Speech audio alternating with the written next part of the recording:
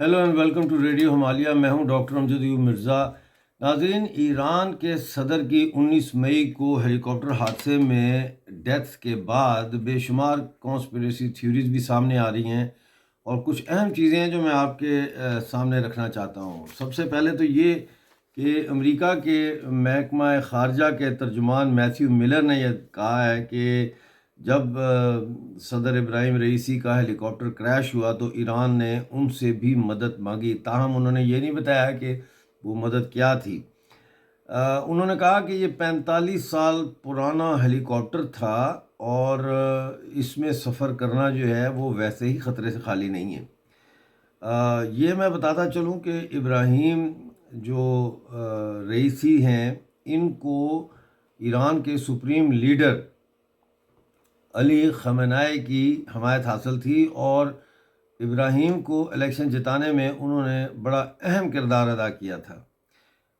اب یہاں پہ جو ایک اہم بات ہے وہ یہ ہے کہ ابراہیم رئیسی کے خلاف جو ایران کی اسلامک اسٹیبلشمنٹ ہے اس کے اندر بھی کافی ان سے گلے شکوے تھے، اور وہ ان کو پسند نہیں کرتے تھے اور ان کو ہٹانا چاہتے تھے. اسی لیے ابراہیم رئیسی کا جو نام ہے وہ 6 مہینے پہلے ہی لیڈرشپ جو فہرست ہوتی ہے، یعنی جو خامنہئی کی جانشینی کی لسٹ ہوتی ہے، اس میں سے ان کا نام خارج کر دیا گیا تھا. اور یہ لیڈرشپ کونسل آف ایکسپرٹس ہوتی ہے جس میں 80 لوگ اس کے ممبر ہوتے ہیں، اور انہوں نے اس وقت کے صدر جمہوریہ ابراہیم رئیسی کا نام سپریم لیڈر علی خامنہئی کی جگہ جانشینی کے ممکنہ امیدواروں کی فہرست سے نکال دیا تھا. وجہ کیا تھی؟ وجہ یہ ہے کہ ایک تو امریکہ کی جو پابندیاں ہیں ان کو نرم کرنے میں یہ ناکام رہے، پھر معاشی حالت جو ہے ایران کی وہ خراب سے خراب تر ہوتی گئی، پھر 2022 میں جو اتنے پروٹیسٹ ہوئے تھے یہ حجاب کے خلاف، اس میں بہت سارے لوگ شہید ہوئے. اور پھر سب سے بڑھ کے یہ کہ ایران کا جو جارحانہ رویہ ہے دنیا میں، وہ ابراہیم رئیسی کے صدر بننے کے بعد اس میں بہت زیادہ اضافہ ہوا. تو اب گارڈین کونسل نے جو ہے وہ ان کا نام نکال دیا، یعنی کہ ابراہیم رئیسی جو ہے وہ ان کی جو موت ہے وہ ایران کے اندرونی تضادات، حکمران طبقے کے اندرونی تضادات جو ہے اس فیکٹر کو بھی نظر انداز نہیں کیا جا سکتا. اس کے علاوہ ایرانی میڈیا نے جو ابراہیم رئیسی کے حادثے میں ہلاک ہونے کے واقعہ ہے، ایرانی میڈیا نے بھی اس کو ایک سازش کا عندیہ دیا ہے کہ اس میں یہ سازش بھی ہو سکتی ہے. اور اس حوالے سے جو ہے وہ کئی باتیں جو ہے وہ سامنے آ رہی ہیں. ایک تو یہ کہ جہاں پہ یہ ہیلی کاپٹر کریش ہوا، یہ ایران اور آذربائیجان کے بارڈر پہ، وہاں اسرائیل کی جو انٹیلیجنس نیٹ ورک ہے، یعنی ان کی جو تنصیبات ہیں انٹیلیجنس سے متعلق، وہ کمیونیکیشن اور فوجی تنصیبات جو ہے اس کا بہت بڑا اور وسیع نظام موجود ہے وہاں پہ. تو یہ بھی سوچا جا رہا ہے کہ ہو سکتا ہے اسرائیل نے اس ہیلی کاپٹر کو انٹرسیپٹ کیا ہو. لیکن دوسرا یہ بھی کہا جا رہا ہے کہ یہ اندرون خانہ سازش ہے، اور ہو سکتا ہے کہ ابراہیم رئیسی کے ہیلی کاپٹر میں بم نصب کیا گیا ہو، یا ٹیکنیکلی ایسا فالٹ پیدا کیا گیا ہو کہ وہ ایک پرواز کے بعد، ایک خاص مدت تک پرواز کے بعد جو ہے وہ اس کا جو نظام ہے ٹیکنیکل سسٹم وہ فیل ہو جائے. بہرحال ناظرین، اس وقت ترکی میں اور پاکستان میں یوم سوگ منایا جا رہا ہے ان کے یاد میں. تو پاکستان کا تو مجھے پتہ نہیں، کیونکہ پاکستان تو اس کا نہ کوئی دین ہے نہ ایمان ہے. لیکن ترکی میں ابراہیم رئیسی کے سوگ میں تمام سنیما اور تھیٹر بند کر دیے گئے. اس کے خلاف، یعنی کہ یہ جو سوگ ہے اس کے خلاف ترکی کے جو تھیٹر اور سنیما کی جو ایک تنظیم ہے، تھیٹر انیشیٹو، انہوں نے تھیٹر انیشیٹو زندہ باد کے نام سے یہ انیشیٹو ہے، تھیٹر انیشیٹو، لانگ لیو تھیٹر انیشیٹو۔ اس اتحاد نے بیان جاری کیا ہے کہ ہم ایک ایسے شخص کے لیے قومی سوگ قبول نہیں کرتے جس کے ہاتھ ان گنت معصوموں کے خون سے رنگے ہوئے ہیں۔ یہ انہوں نے بیان دیا ہے اور انہوں نے کہا ہے کہ انہوں نے سخت مذمت کی ہے اور احتجاج کیا ہے کہ ترکی نے ایک ایسے شخص کے لیے کیوں قومی سوگ منایا اور تھیٹر اور سنیمے بند کیے ہیں جس کے ہاتھ ان گنت معصوموں کے خون سے رنگے ہوئے ہیں۔ ناظرین، میں آپ کو بتاتا چلوں کہ ایک طرف ابراہیم رئیسی کا جنازہ ہو رہا تھا اور دوسری طرف جو ہے وہ تہران میں ایک میٹنگ ہو رہی تھی جس میں commander of Islamic revolutionary guard corps کے جو ہے وہ جنرل اور قدس بریگیڈ کے کمانڈر، یعنی قدس فورس کے کمانڈر جو ہے بریگیڈیئر جنرل اسماعیل، وہ شامل تھے، اور اسلامک ریولوشنری گارڈ کور کے جو چیف ہیں میجر جنرل حسین سلامی، وہ شریک تھے اور باقی لوگ بھی تھے۔ اور اس میں جو ہے یہ طے کیا جا رہا تھا کہ اب جو ہے سچویشن کو کیسے کنٹرول کرنا ہے اور سیاسی صورتحال کیا ہے اور معاشی صورتحال کیا ہے اور غزہ کی جنگ کے حوالے سے۔ یہ جو جنازہ ہوا ان کا، اس میں مشہد میں اس میں 68 ممالک جو ہے ان کے نمائندوں نے شرکت کی ہے۔ اب 50 دن میں جو ہے وہ الیکشن ہونا ہے نئے صدر کا ایران میں، تو دیکھتے ہیں کہ اب نیا صدر جو ہے وہ کون بنتا ہے۔ یہ جو ایران کے صدر مرے ہیں رئیسی، ان کو قصاب تہران بھی کہا جاتا ہے، یعنی کہ بچر آف تہران۔ یہ چیف پروسیکیوٹر تھے ڈیتھ کمیٹی کے، جو کہ وہاں بنائی گئی ایران میں، اور رئیسی نے مجاہدین خلق جو ایک عوامی پارٹی تھی، اس کے 5000 سے زائد جو کارکنان تھے ان کو موت کے گھاٹ اتارا تھا 1988 میں۔ تو وہاں سے پھر ان کو یہ لقب ملا کہ تہران قصاب تہران، یعنی تہران کا قصاب۔ یہ شخص جو ہے ابراہیم رئیسی، یہ ڈیتھ کمیٹی کا پروسیکیوٹر تھا،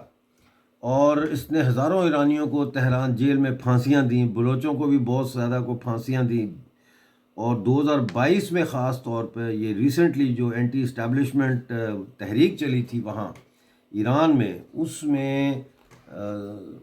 انہوں نے تقریباً 1000 سے زیادہ لوگ اس میں مارے گئے تھے۔ تو وہ بھی اسی ابراہیم رئیسی کے کھاتے میں سارا پڑا ہے۔ تو اور وہ جو مظاہرے تھے وہ حجاب کے خلاف تھے، کیونکہ ایک لڑکی جا رہی تھی کرد، اس کو حجاب نہیں پہنا تھا تو اس کو مارا انہوں نے سر میں، جس سے وہ مر گئی۔ اس کے بعد یہ پھر مظاہرے شروع ہوئے۔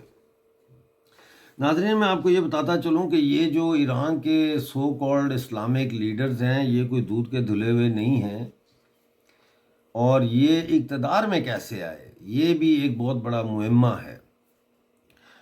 میں آپ کو یاد دلاؤں کہ لیٹ 1970s میں جب آئل کرائسس شروع ہوا اور ایران نے اور مڈل ایسٹ کے ممالک نے یہ فیصلہ کیا کہ تیل کی قیمتوں میں اضافہ کیا جائے، اور تیل کو انہوں نے مغرب کے ساتھ جو پولیٹیکل ان کے معاملات تھے اس میں ایک ہتھیار کے طور پر استعمال کرنے کا فیصلہ کیا، تو پھر ہم دیکھتے ہیں کہ پورے خطے میں کس طرح امریکہ نے شاہ فیصل کو مروا دیا، ذوالفقار علی بھٹو کو پھانسی دلوا دی، اور اسلامک جو کنٹریز ہیں ان کے لیڈرز کے خلاف سازشیں کی، اور پھر شاہ ایران کے خلاف، یعنی کہ شاہ ایران کو ڈاکٹر مصدق جو تھے ان کی حکومت گرا کر شاہ ایران کو لایا گیا تھا، اور شاہ ایران کو بنایا گیا تھا ایران کا بادشاہ، یعنی یہ امریکن مدد سے بنا تھا، رضا شاہ پہلوی۔ اور وہ بڑے اچھے طریقے سے امریکہ کی خدمت کر رہا تھا، اور پورے مڈل ایسٹ میں جو ہے وہ امریکہ کے لیے ایک قسم کی آنکھ کا کام کر رہا تھا۔ دنیا کا سب سے بڑا CIA کا اڈا وہ ایران میں تھا، اور پھر جو ہے وہ رضا شاہ پہلوی نے فیصلہ کیا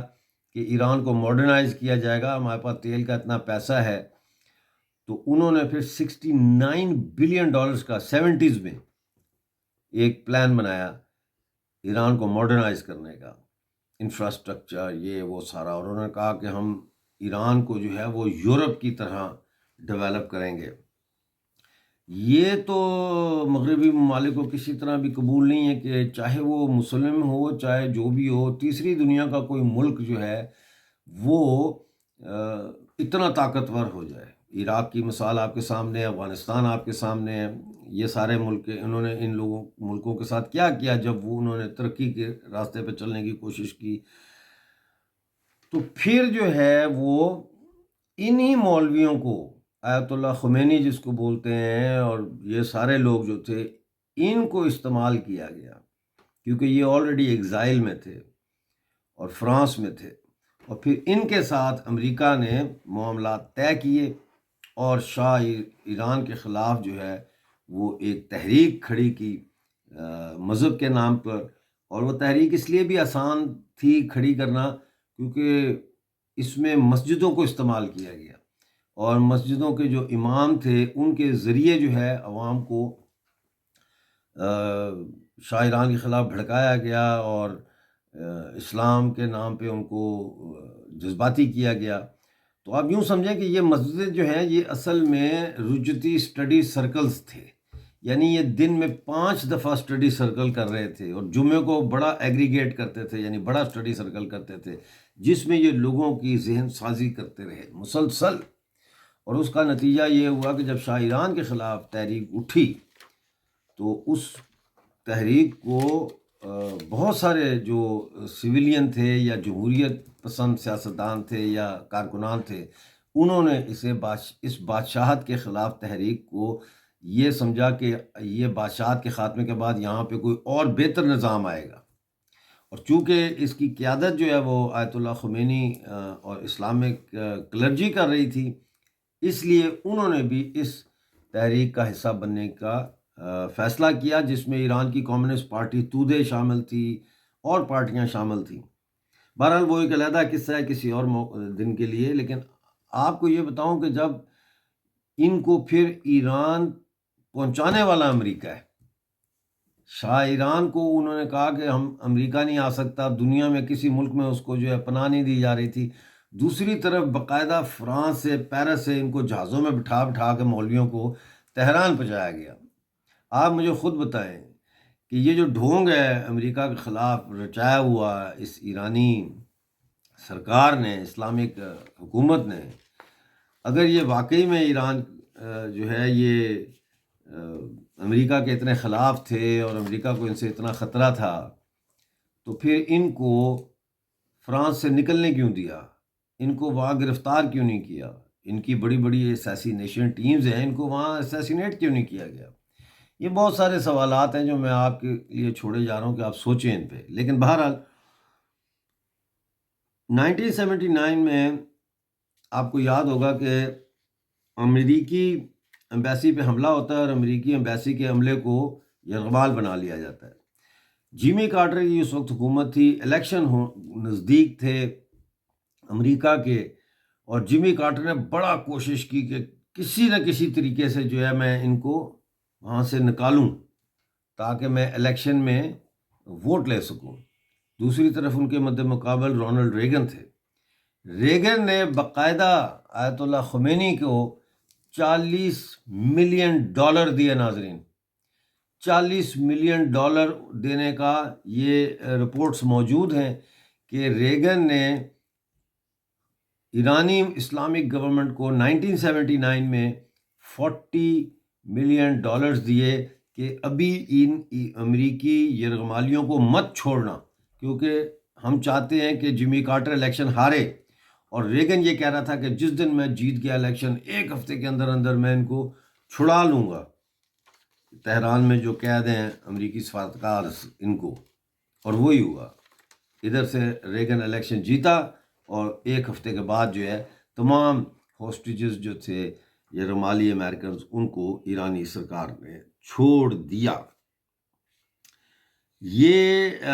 قصہ ہے ان مولویوں کا، چاہے وہ کسی بھی مسلک سے ہوں۔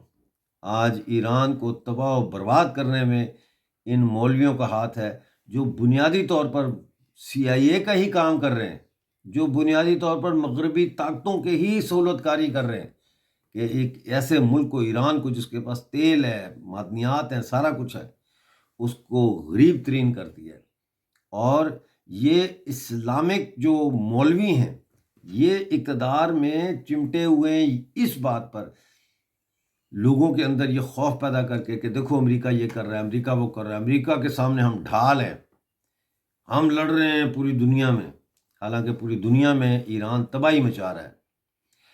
بالکل اس طرح جس طرح پاکستان کے فوجی جرنیل ہیں، جو پاکستانی عوام کو یہ کہتے ہیں کہ اگر ہم نہ ہوئے تو تمہیں انڈیا کھا جائے گا، ہم نہ ہوئے تو تمہیں انڈیا کھا جائے گا۔